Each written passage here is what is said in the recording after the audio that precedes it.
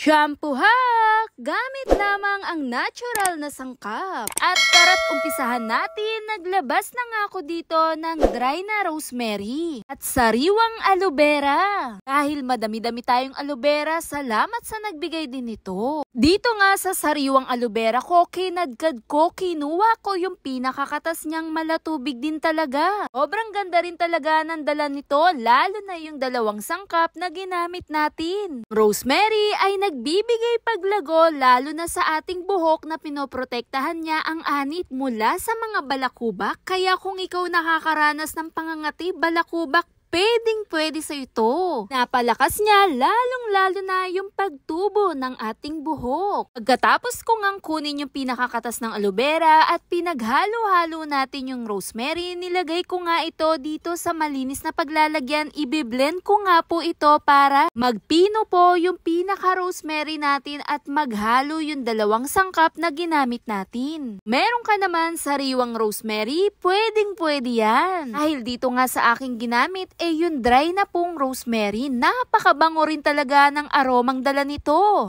Pagkatapos ko nga i-blend, isala natin, kunin natin yung pinagsama-sama natin dito. Dahil kukunin natin yung malatubig din nito. Maganda rin gamitin ang aloe vera. At yung rosemary, pinagsama natin dahil napakaganda nito, tumutulong din tong kontrolin yung paglalagas ng ating buhok. At pinapaginhawa niya yung pangangati din talaga ng ating anit. Sa dala ng rosemary, napakayaman din yan sa antioxidant properties. Katapos ko nga salain, kumuha naman ako ng shampoo. Kahit anong shampoo gamit mo ay pwede po. At idinerekta ko na po, inilagay dito, pinagsama-sama natin siya pang araw-araw mong gamitin. Makakatulong din to magpalusog lalo na sa hibla ng ating mga buhok. At pinoprotektahan niya ang yung hibla ng yung buhok mula sa pagkasira o expose lalo sa init ng araw. Dahil dyan din talaga nag-uumpisa yung nagkakaroon ng dryness, yung pagkasira ng buhok. Ito nga ay natural na shampoo na pampatubo rin talaga, pampaganda ng hibla ng ating buhok. Kaya hindi mo na kailangan mag-alala,